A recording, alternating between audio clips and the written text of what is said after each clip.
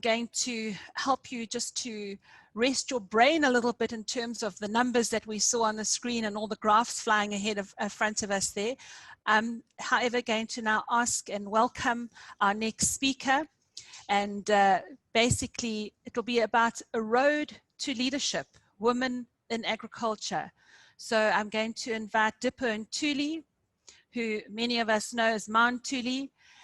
She is currently the Vice Chairperson of SA Cane Growers and is a small-scale farmer and leader in her local farming community. She represents the interests of small-scale growers in national debates regarding the master plan and industry-specific issues, amongst numerous other. And she certainly emerged as a very strong peace mediator in community conflicts, particularly around a number of issues that we've had to deal with in the commercial agricultural sector. She has a desire to share her success with other women, and for that, we really appreciate and thank her for her time and message that she's going to bring. So, Ma Ntuli, over to you. Thank you very much. Thank you very much, Chairperson of the session, Sandy, and greetings to all of you, women of South Africa, Sanbonani, Dumelang, and Bingelela, the Macheroni, and Huyamore. All of you, women of women from South Africa. Sandy, as I was about to take your podium, I have intrusive thoughts before sharing my story with fellow women of South Africa. As a woman, farmer, and a leader, I feel one cannot just keep mum around the killings of our farmers. We strongly condemn the barbaric acts of robbery and killings of our farmers. People who are feeding our nation, assisting our economy and the government by creating jobs for majority of our people, are slaughtered daily with no justice. We urge the Minister of Police in our country to step in urgently to stop this senseless killing, and the courts of our country to act harshly on those perpetrators. One, our heartfelt condolences to the family of our fellow farmers, Glenn and Vita Rateri, who were of great assistance to other communities and loved by all. Is really so sad and heartbreaking to all of us and the people of Normandy.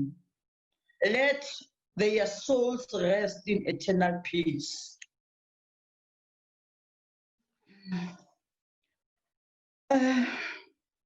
We also say enough is enough. On gender-based violence, which is ravaging our women and children. One is deeply touched by the recent killings of 6 women whose bodies were found at Mtwalume, next to the cane fields. Cane fields are our source of income to create jobs and feed our nation, not a slaughterhouse. And I say high five to the farmer who even promised a reward to those who can provide information. And the list is that we also convey our condolences to all the families who have been affected by COVID-19 and lost their loved ones. We highly honor and salute our fallen front runners, who is our doctors and nurses who died assisting our nation, and condemn acts of greed by those who saw big opportunities to make quick bucks for the lives of our people by abusing the funds on PPE, which was meant to protect our people. And also, you know, there are disadvantages and advantages on on other things. That's the advantage. The one advantage of COVID-19 is technology-wise, we have experienced the fourth revolution setting in. Hence, we are having our women conferences, webinar, digitally. That's one of the advantages of this COVID-19. And Makosikazi, let's continue to take care, wash our hands, sanitize, and wear our masks, because this COVID-19 is still to be with us, around with us for a longer period of time. And now getting into my story to share with you our women. It was in August of 1956 when women from different walks of life, regardless of color or creed, marched towards the government of the day, having a common agenda as women of the Republic of South Africa. They wanted the government to do away with these policies that were challenging to women. These brave women fought against inequality, discrimination, and harassment. To name a few of these heroes are Mama Albertina Sisulu, Mama Amila Kachakilia, Annie Peters, who was affectionately known as Oma, Mama Peta Owa, Mama Petit Doit, Mama Caroline Mutwaledi, Mama Cecilia Rosette, and Mama Christy Jason. Exactly 64 years later, women still face some of those challenges in the farming sector, which is deemed male-dominated, despite the significant progress made to transform and increase women participation in agriculture. The increased number of females involved has not necessarily translated into significant improvement in the behavior and attitude towards females in the agricultural sector. I'm a small-scale farmer living in the deep rural area of Mfolozi in Mtubatuba, in the north of KwaZulu-Natal, where they still believe that a woman's place is in the kitchen, and that is still believed as being our culture. I was encouraged by my late beloved husband to farm as business, because as umakoti oganile kwaNtuli, bonke umakoti abaganile will agree with me in KwaZulu-Natal. One has to have insimu to plant vegetables, maize, and beans to feed the family. Then South African Cane Growers Association forward their development officers, who are now the APAs, and the mill liaison officers came to our area canvassing for interested people to start planting sugarcane. I grabbed that opportunity and planted my first hectare of N376. And the following year, I harvested 4 trucks and got 11,000 in returns. That was a lot of money in the 90s. And since then, I've never looked back. We were advised by South African cane growers to set up structures so that our activities could be highly coordinated and organized. I was elected chair of my association and secretary at the higher structure where all associations came together. I get an intertelami penilami, asking in the Makosika Gasawis with the penilator, as if the daily had to stay Masonjan. I held strongly onto my pen and farm because they were my only weapons against male grower candidates who wanted, in fact, they didn't want, they demanded to be elected. And one of them was very angry when I was elected. He even came to my home once a car, who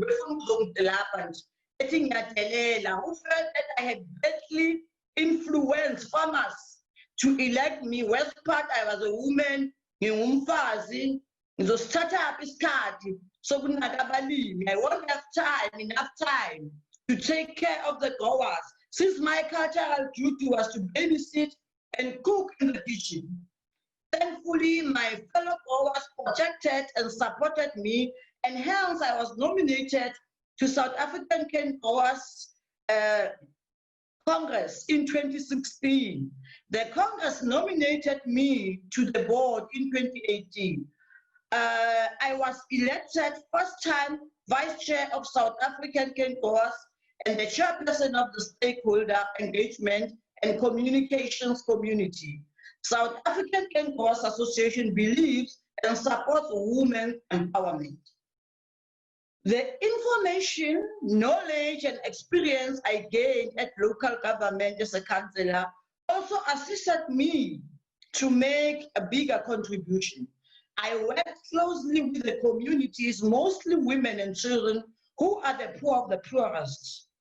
Being the only female on the board made me a little nervous, but for the support and inspiration I got from the two female executives at South African Cane Growers, namely Dr. Katie, a lady with a burning lamp of willingness and enthusiasm to develop and grow women leaders out of nowhere.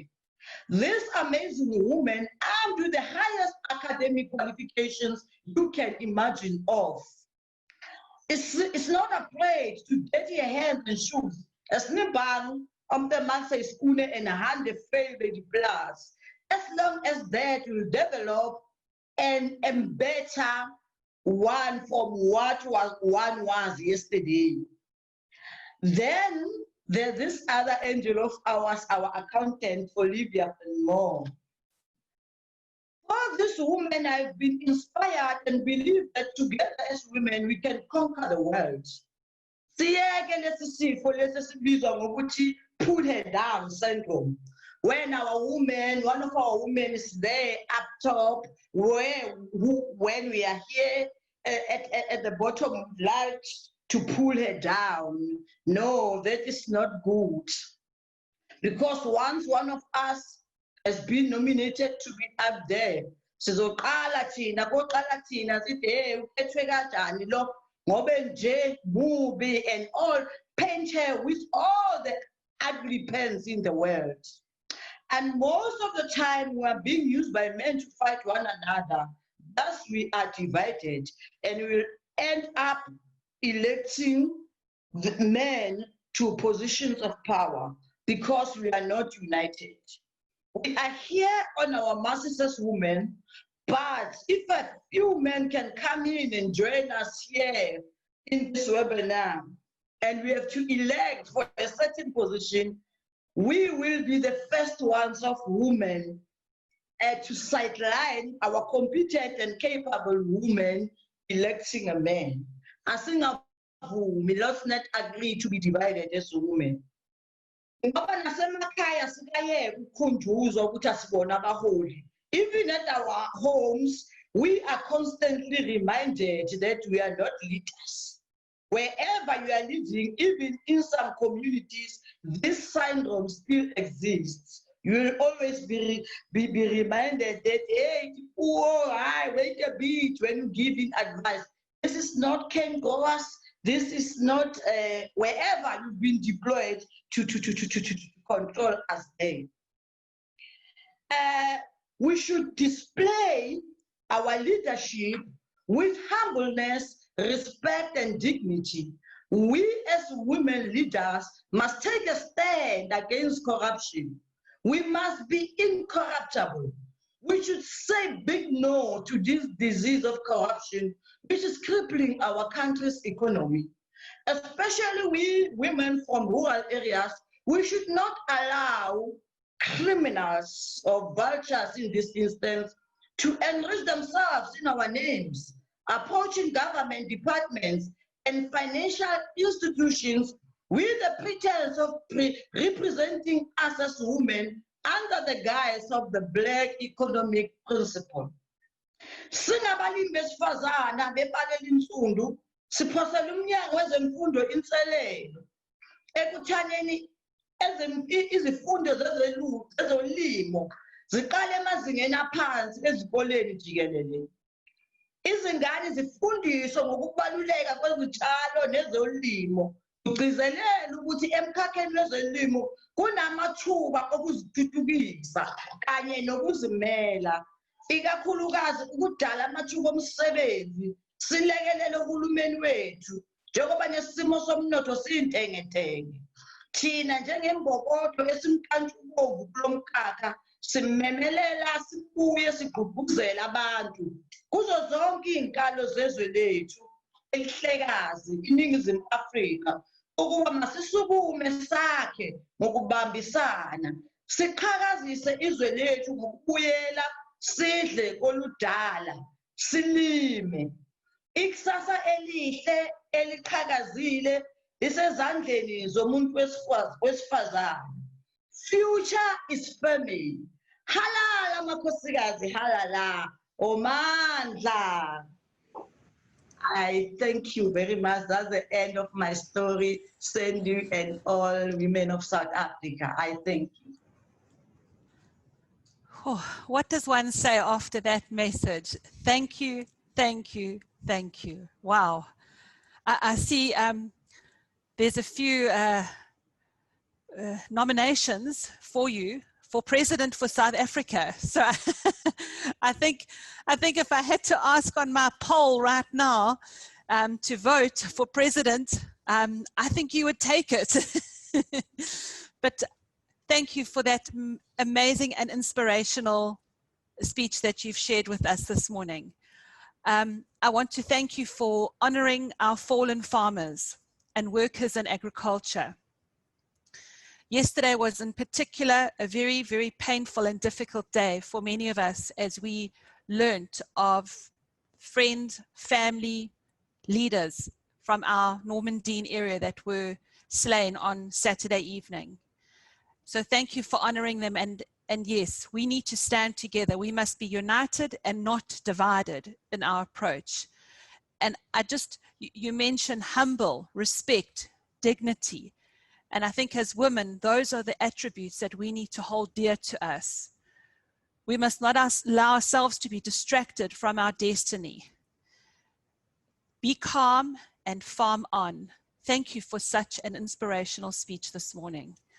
I'm just looking to see if there's any questions that have come through.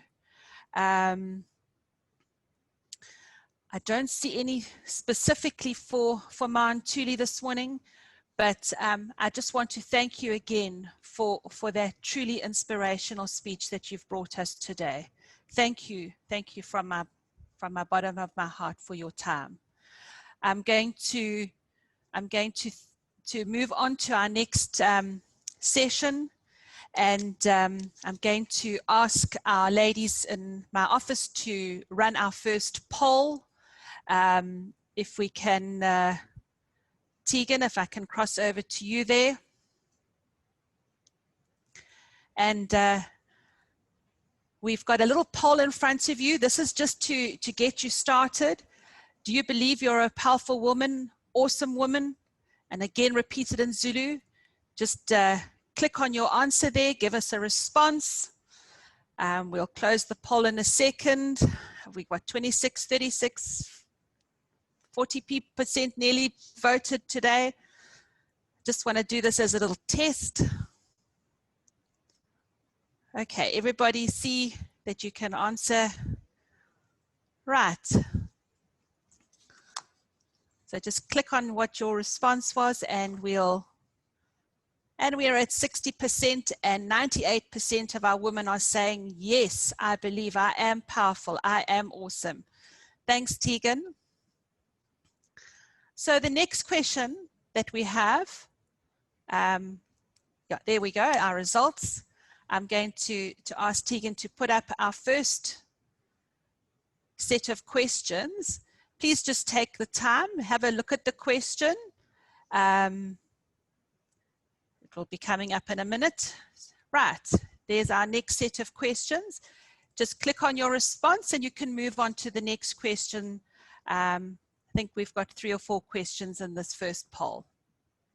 The feedback and support that I've experienced from the industry at large has been overwhelmingly positive. The incidences where I as a woman have felt actively discriminated against is virtually non-existent. And I'm not saying it has been easy, but it has never felt impossible to be working as a woman in agriculture or in media. And perhaps at times I have had to work harder than men in this field to make progress and to win respect, but I don't mind hard work, and I don't know many women who do. The majority of men and women who I've worked with and who I've met in the farming sector have been the type of people who want to see those around them succeed, regardless of gender or race. And yeah, so that's just a short introduction. I wanted to start by saying this because I don't want any women listening to this presentation hearing the challenges that I'm going to mention. I don't want anyone to be discouraged, because I think there is brilliant opportunities for any woman who wants to get a foothold in whatever level of agriculture, be that as a farmer or in the agribusiness sector, or even on the economic side. So I'm going to start now sort of getting more into talking about some of there's about 3 or 4 challenges that I'll mention. And I've always been quite cautious about participating in any event or award ceremony or discussion that deals with women in a ring-fenced kind of way. And on the one hand, this has been because I believe we must be careful of creating a separate kind of narrative and sphere of success where we celebrate women for their achievements compared with other women, rather than rating the achievements as people against men and women in their field, because I think it's important to acknowledge that women are often at the very top of their field compared to everyone else that they compete with, not just with the other women in that field.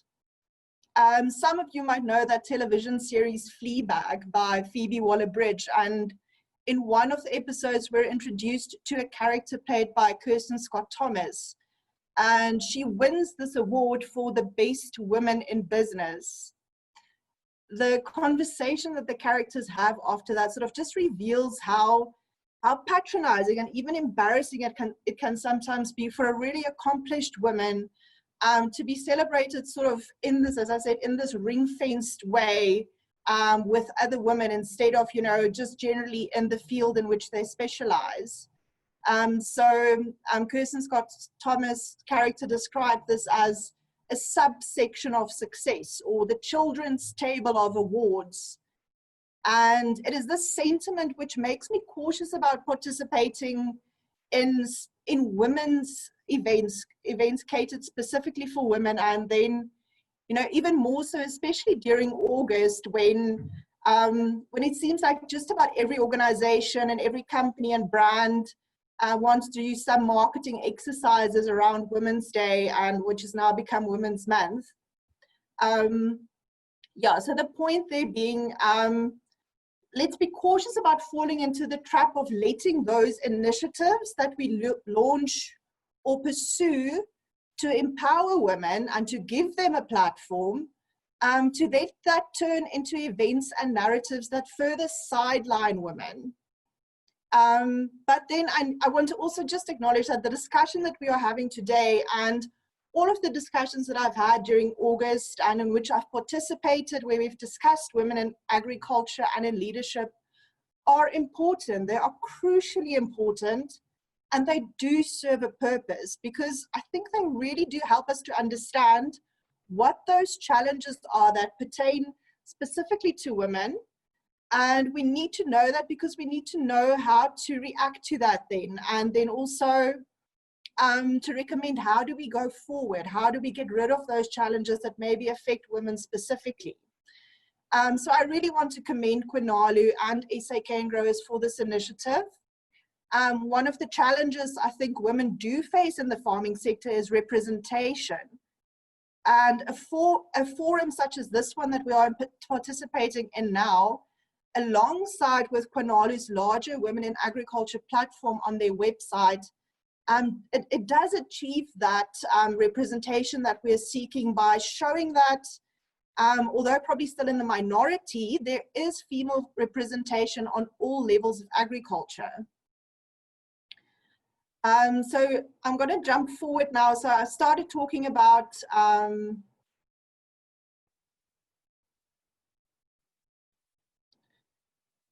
representation, and I actually just want to share a photo here. Let me just get to my share screen. Okay.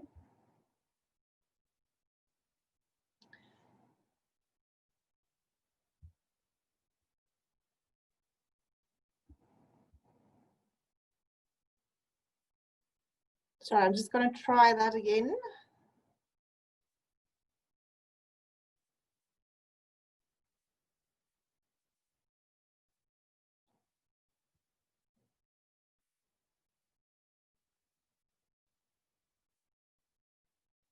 Okay, never mind. So it was the photo that I was going to show is one that I took earlier this year at a conference. It was the Grain SA conference, and I don't want to single them out. It was just an example, and to show what you generally do encounter when you attend an agricultural event, a conference or a congress, or any of these meetings, is that you usually do walk into a room that is predominantly, and when I say predominantly, at least 80–85% white and male. And last week I spoke to a woman who farms in the Western Cape, and she told me how uncomfortable and sometimes just plain invisible she felt when attending industry events. She told me how she would arrive at meetings or events and be one of only a handful of women in a hall full of men, and this can be immediately intimidating. I mean, I've seen myself at some of these events how men would just assume that if they encounter a woman at the event that you're part of the catering staff. But this particular woman who I spoke to earlier this month, her business partner is a man, and she says that even after explaining to people in the industry when she goes to these events, that her male business partner is in charge of the administrative side of the business while she's in charge of the farm level operations. Salespeople and anyone they encounter would usually just assume and sort of defer to her partner when they wanted to talk in more detail about what they do on the farm. So there is just sort of this general assumption still that it is men who farm. And I think, you know, one suggestion when we talk about representation that I want commodity organizations and farmers organizations to consider is when you have your annual congresses and conferences, maybe the time has come to stop presenting a separate women's program at these events. And I'm sure that many women, and maybe even more so than men, will resent me for saying this, because I know these Women's Day programs are fun, and I've attended some, and they always have much better goodie bags than the men's conference goodie bags. But to me, having these separate women's programs reinforces the notion that men's business is the important business, where we are going to be talking about economics and what happens on the farm, and we are going to send the women off to the side where they are going to have a cup of tea and talk about things like the latest trends in self-improvement. And as I said, it just reinforces the stereotype. And I think even in a traditional farming setup, of which we still predominantly see in South Africa, where the man will be the farmer and his wife will run the household, I think even then the wife still plays an integral role in the successful functioning of the farm, be it childcare or handling household logistics. Those are services that the farming business at large would not be able to do without. And women, if they do choose to run the household rather than to be actively involved in the day-to-day running of the farm, can still benefit from understanding how the farming business operates as a whole. So just generally my point that I want to make in terms of representation and what can be done at an industry level to make women feel more comfortable within the industry is to have men and their wives who attend these conferences participate in a single same event. And it is a small thing and insignificant perhaps, but it's discouraging to sit in a conference and notice those sideways stares from men when the master of ceremony reminds the women in the audience that the women's program will begin at 9 a.m. in a separate event. So just again, my take-home message there to the industry, when it concerns women, include them, and it always concerns women.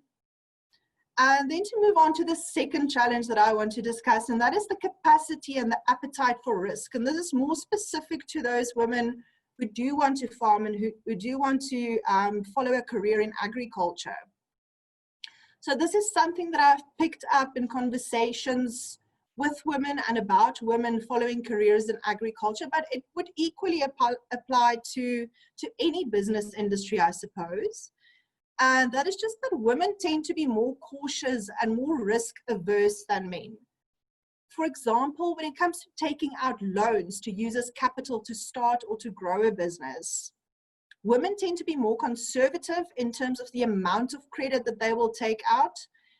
And this can be a big problem specifically in an industry such as agriculture, which tends to be high risk.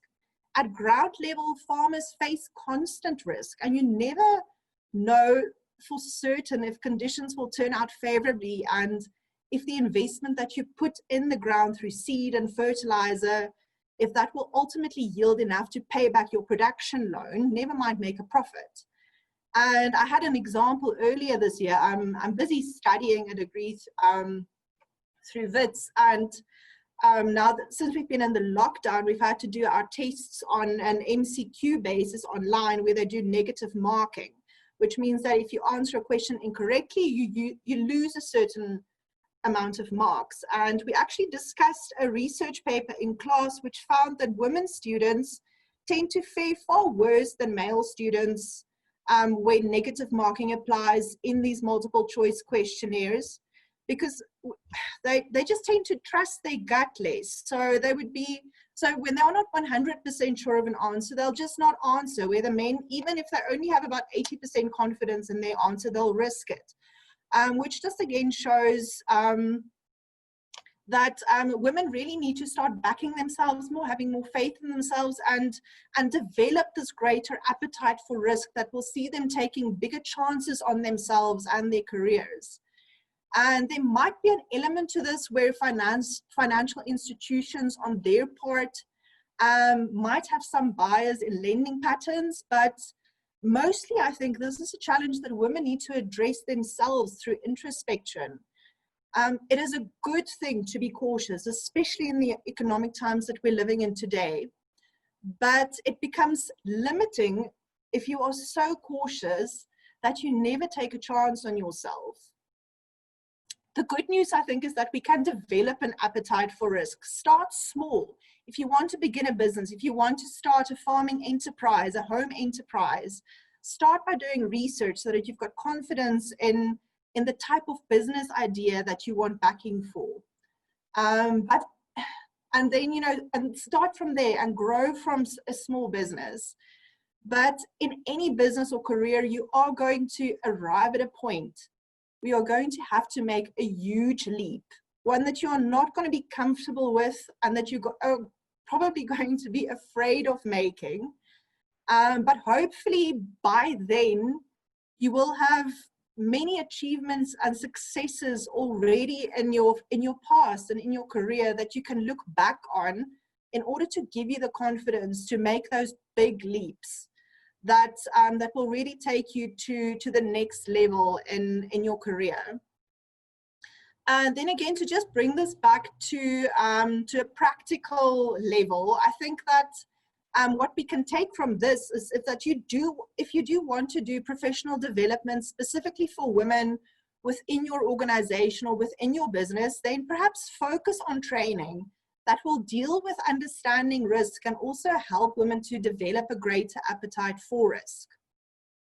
Okay, then I want to move on to sort of the last specific challenge that I want to talk about, and this is those cases of active discrimination and exclusion.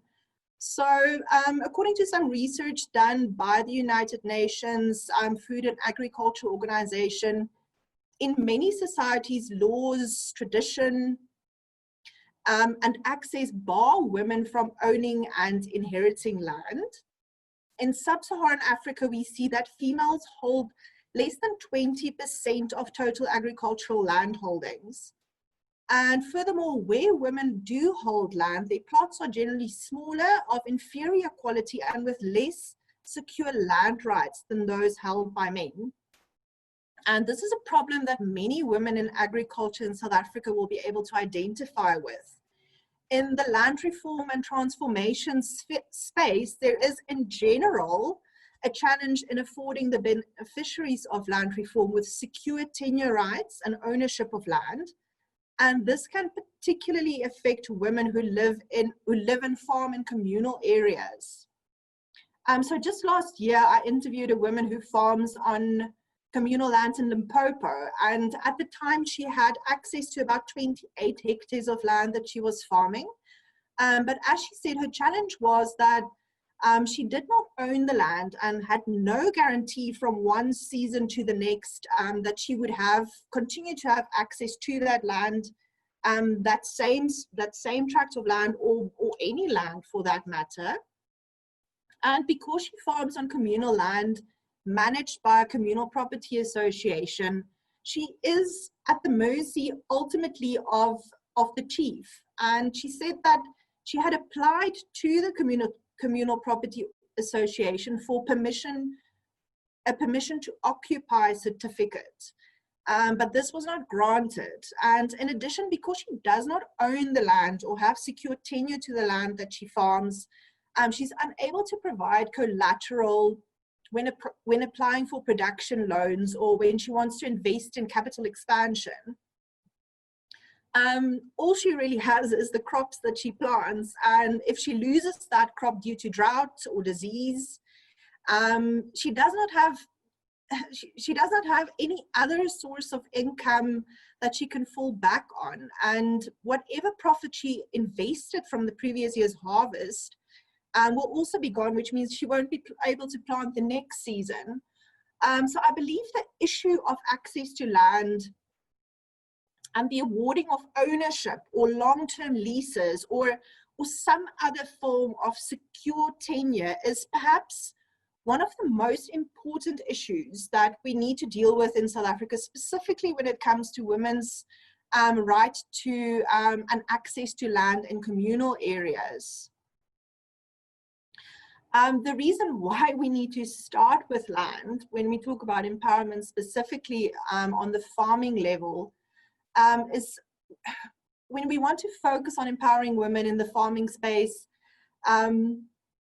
Many other of the structural issues relate back to the inability to own land in a secure way. As I've explained with the example that I mentioned of this lady from Limpopo, without land, women lack the security of knowing that they will have continued access to a certain parcel of land, and this makes it difficult for them to access financing, as I said. But then the second part of this is, with no secure tenure, they might be discouraged from making long-term investments in things like irrigation or fencing, which would then ultimately help them to increase their efficiencies and profitability in their farming businesses. Okay, so before I move on, those were the main challenges that I wanted to speak about, and now I'll just continue to make a few comments about leadership and being in a leadership role as a woman in the industry.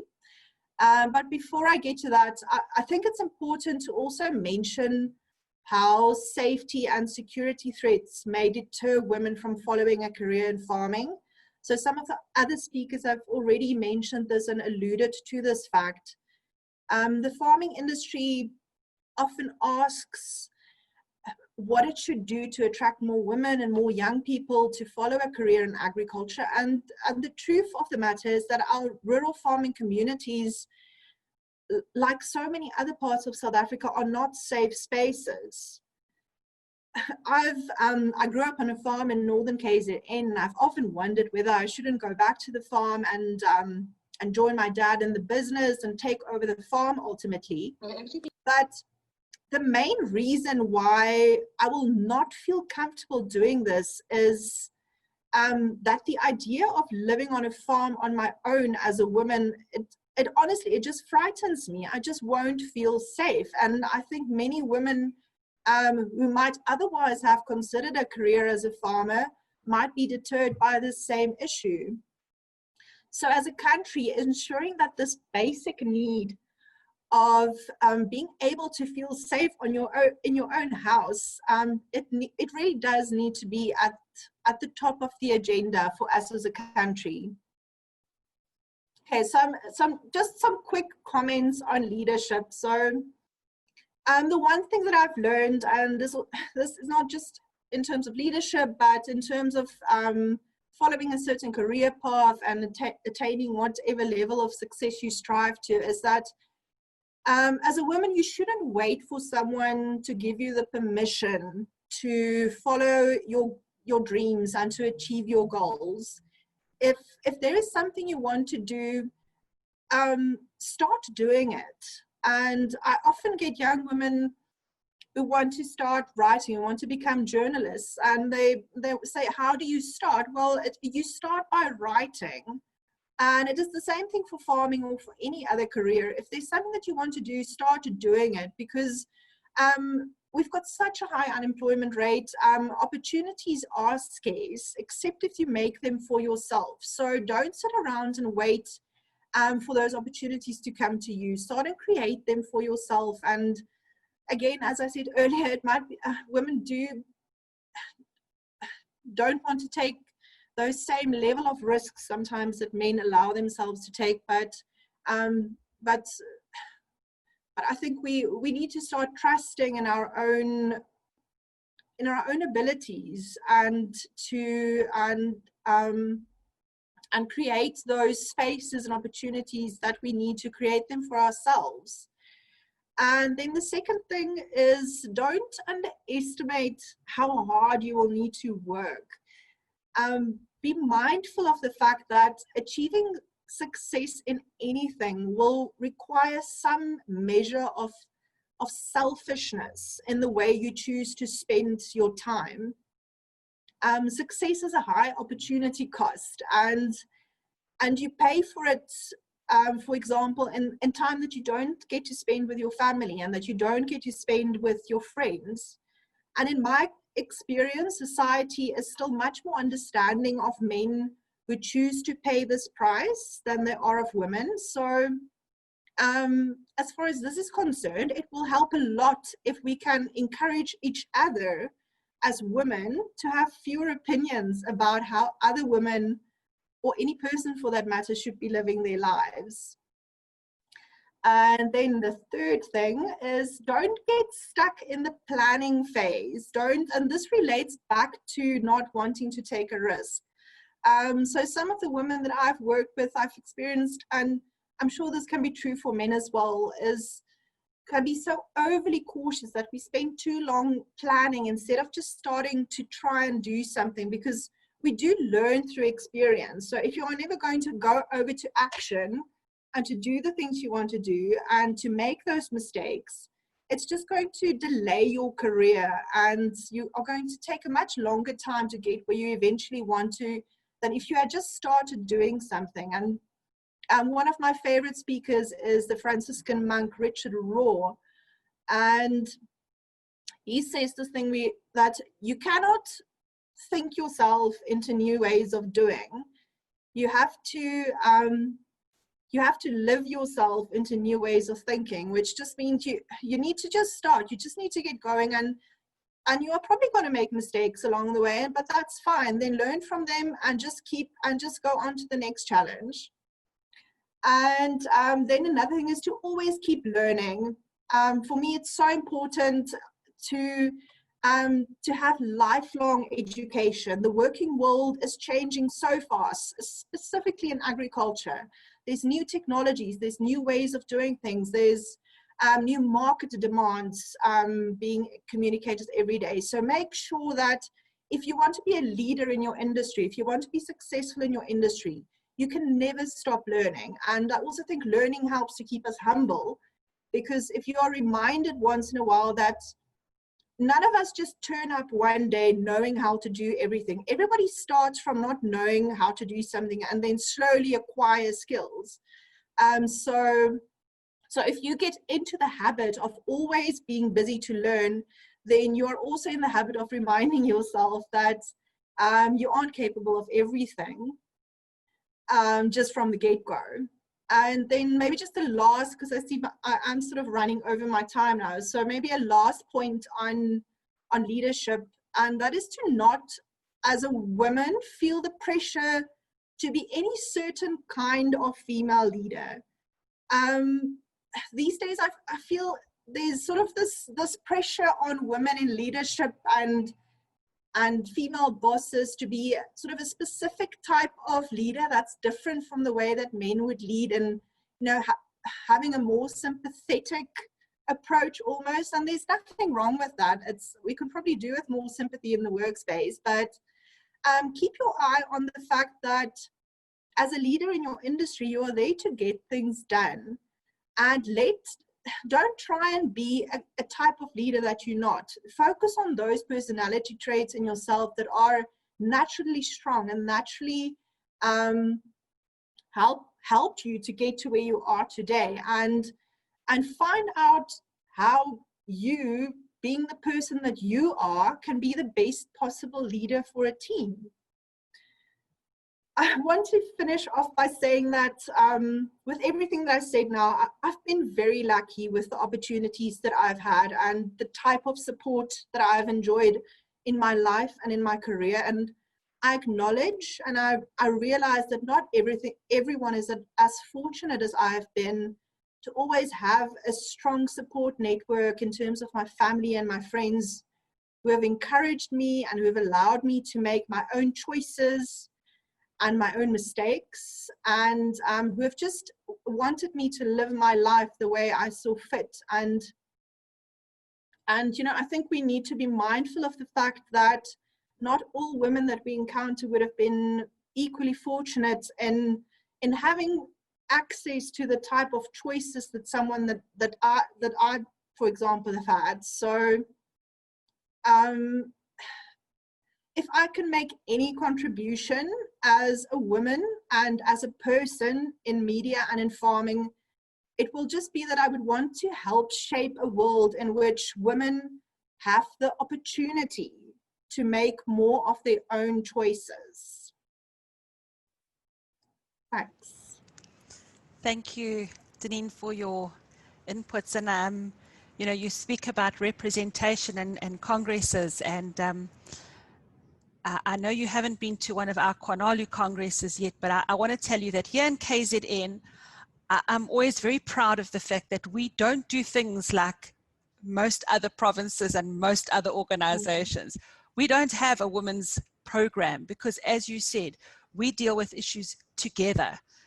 Kathy and I, we're sitting in the same room here, and I just must share, we actually had a little smile together because we are women in agriculture. We are leaders in agriculture. So when we go to these congresses, we go there as a delegate, as a representative to make an informed input. And if our husbands are in tow, well, when they go, it's time for the ladies program, our husbands sort of go, well, where should we go, kind of thing, because clearly they don't fit into the women's program at that given time, because they are our husbands. They are joining us and supporting us in our roles as leadership in agriculture. So I thought, just on a lighter note, I just had to share that.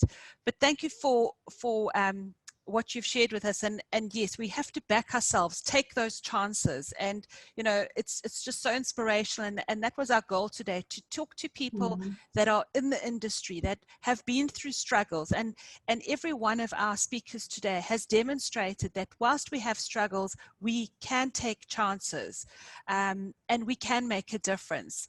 And in particular, the role around policy and legislation, access to land, certainly that is an area, and some of the questions this morning have actually touched on those issues. And for us, how do we make that difference? How do we inform those discussions? How do we inform those policy debates? And as I said earlier, particularly in KZN, where women ownership of land is something that is not that you know, possible, and there's a great deal of struggles that are experienced, particularly in our rural areas, with access to land. So, you know, we definitely have a role to play in that policy development and direction. So during the course of this morning, Kathy has jotted down a number of points and discussions going forward. I just want to see if there's any particular questions that have come through. I just see lots of agreement. Absolutely agree. How do we make a difference? Some comments around women's events, that whilst we're there, we're not always necessarily in charge, and that we need to ensure that certainly both agendas are catered for. And I think, again, that's what we often see in a sort of a male-dominated environment, which we are, and let's be honest, we are operating in that male-dominated environment. So, Deneen, I don't see any specific questions that have come through. So I think we're good for the moment. Thank you very much. Thank you for your time, and we really appreciate your participation in our session this morning. Thank you so much. Okay. Thank you, Sandy. Yeah, and thanks again for the opportunity, and congratulations on this event. I've enjoyed the whole morning. Thank you. Excellent. Right. So again, 100% on track. In fact, we are probably running a few minutes ahead of our schedule, sorted with the polls. So just want to finish off on a few points. I'm going to, in a minute, hand over to Dr. Kathy Hurley. As I mentioned when we started our program for the day, CONALU, in collaboration with SA Cane Growers, have put together this event, this, I think, a groundbreaking event that we have today. We created that form to see how we can recognize and we can share the stories of so many women in agriculture. And we had 298 women take time to go and complete that little online form that we created. Remember to go and have a look at our page where we are celebrating the stories of women in agriculture. I mentioned when we started off the program, we had 357 ladies register to participate in our webinar today. But I want to tell you, it wasn't just those that registered one by one. In some of our communities, we had ladies gathering around, and in particular, I got a beautiful photo from the Nerdsburg farmers, and they were all gathered around in the boardroom, social distancing, masks on, but they were together and sharing together this wonderful opportunity that we've had today. So it's just been absolutely awesome. Before we finish off our session now, I'm going to hand over to Dr. Kathy Hurley, who's going to just do a short wrap-up synopsis and identify some of the way forward. And let's see where we're going to go into the future with our Women in Agriculture agenda. So Kathy, I'm going to hand over to you. Thank you. Thanks, Sandy. So I will share my screen so that everybody is able to see what it is that we're going to do to go forward. Okay, so in reviewing the outcomes for the day, I'd like to just say thank you very much to everybody, for especially the speakers who've participated in the day. And when we started talking about what we should focus on today, we had some very broad topics that will probably still come up in the future. But we decided in the times that we find ourselves, the most important thing was to be inspirational. So I think that we've certainly achieved that in our program today. And so inspiration, I hope, is that you will all leave inspired by the end of the program. Our next objective, of course, will be to find out how we can continue our connection and our collaboration. And so I was very pleased that you were able to answer in the positive in terms of should we carry on in terms of our collaboration as women in agriculture. So something that definitely came out again from the polls, but also from the questions, that we should follow up on the proposals that Nikki Weimar made on how we as women can benefit from the current low interest rate and boost businesses. And also there was a question that we should continue in terms of our next sharing experience to make finance and economics our first focus area for our learning and sharing. It is an area, as Sandy shared, and I certainly come from an era when I went to school at Girls High in Pietermaritzburg that we had to make the same choices when we were in our careers. You either went for maths or you went for typing. Some days I really wish I'd gone for typing because I can look at my computer keyboard and it definitely confuses me. So I would have liked us to have done both typing and maths and not have to do make some of those choices that we had to in the past. So finance and economics will definitely be something that we'll be looking to.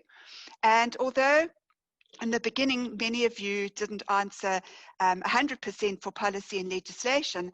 As we have progressed through the webinar, it has become clear that there are certain areas of policy and legislation that definitely impact women. And I just think, and looking at all the questions that we received about security of tenure, especially the right to tenure in communal areas. And I know with our small scale growers in the sugar industry, it often is an issue that's raised by our small scale growers, that they would like to know that they are secure in their tenure, that the Nkosi will allow them to continue, not only themselves, but also their family, to enable them to invest in infrastructure and obviously to drive their agri-businesses and also grow. You know, it's not like you want to continue farming on 1 to 3 hectares of land. You'd like to be 7, 10, 20, 50 hectares into the future. So that certainly will be something that we'll follow up on. I think that we can use our platform to promote and assist women with the tools and the processes that can be used to acquire land, and also, as Mandisa shared with us, to seek development finance. We can use the platform to assist our women to strengthen their leadership skills. And we've certainly heard some very interesting lessons today. I always say that we as women just must sharpen our elbows and get in the room. And I had a very similar experience as Sandy did. I used to go home, I hate sports. I used to go home and get Sports Illustrated and learn as much as I can from each monthly magazine. I used to hate cars. I love cars now because I also had to spend every month kind of researching in the car magazine so that when I hit the tea room, I was an expert in cars and I was also an expert in sports. And my goodness, did I suddenly get welcome to all the men's tea groups, because I had something interesting to say at every tea meeting. So again, how do we strengthen our leadership skills to increase the representation of women in our agricultural sector? And I think representation was brought up as something that we need to be in the room, and we especially don't want people discussing women issues when we're not in the room, but we need to be in the room to make sure that our voices are heard in the broader discussions about agriculture. We can share the tips provided by Mandisa. We're obviously recording today, and we'll share those tips with you in growing agri-businesses. She had some wonderful tips that I think that will particularly help our younger women as they go forward in their agricultural careers. Consider coaching and mentoring our young leaders in the workplace. And again, Mandisa had some lovely tips in terms of connecting. I also had to spend time learning and listening to Seven Dalan to improve my Afrikaans. It's not very good. I must confess, but I do actually understand what everybody's saying in terms of Afrikaans in the room, so I've certainly improved. Information sharing to assist and encourage our new farmers. Somebody asked questions about how they've been very frustrated about trying to find out information about how they can even get going, what crops should they grow, etc. So we could have some information sharing sessions with some of our mentors who've, are good cattle farmers, good vegetable farmers, etc. So people feel free to come and attend, and we can share various tips with them on that. And then, of course, we really would like to thank you that we are looking to and have been encouraged to formalize this platform. And Sandy will carry on a little bit later about how we confirm our way forward with each of you as webinar participants. And I think the last most important thing, and it was also raised within the context of women, about our safety and security. I think that all of us today would certainly support a call to strengthen safety and security in all our rural areas. Thank you, Sandy. Thank you, Kathy. So we certainly have got some excellent direction this morning, and we've had 4 amazing and inspiring speakers that have shared with us. I hope each one of you have taken something from the sessions that we've had, and from our team that have worked together here. The polls are going to give us a really good idea of a way forward, and we thank you for taking the time to complete those polls.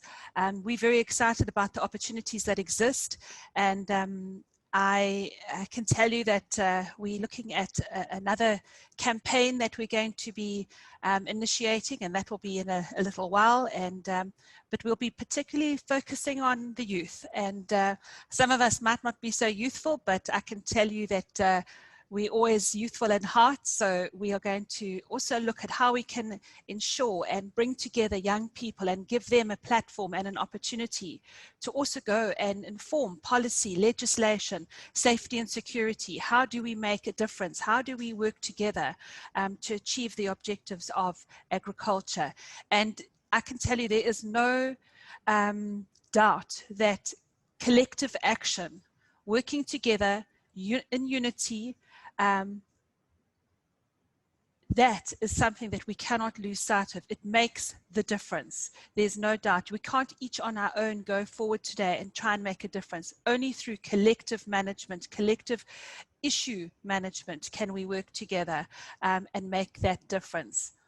I would just like to say a special thank you to my team, Dr. Kathy Hurley, Cindy Kidger, Delise Buerta, Mako Dlamini, Tegan Mitchell. Thank you to every one of you joining us here today. As I said, we had over 357 women join us from around KwaZulu-Natal and also outside of the province. Never, ever give up. Don't think you can't, because you can. We are women, and together we have a strong voice. Draw strength from each other, be brave, be confident, be humble, and be bold. Be a proud woman in agriculture. Thank you for your time. You will be getting a follow-up email from us, and we have created a special email address that will be going live from tomorrow. It's women, and it's spelled WOMEN @kwanalu.coza. So that email address is going live tomorrow, women@kwanalu.coza. You're welcome to engage with us, give us some ideas, more topics. We look forward to hearing from you. So finally, thank you again for everyone's time, for participating today. Go and look at the wall of recognition, keep participating, and let's make a difference. Farm on. Thank you very much. Have an excellent day.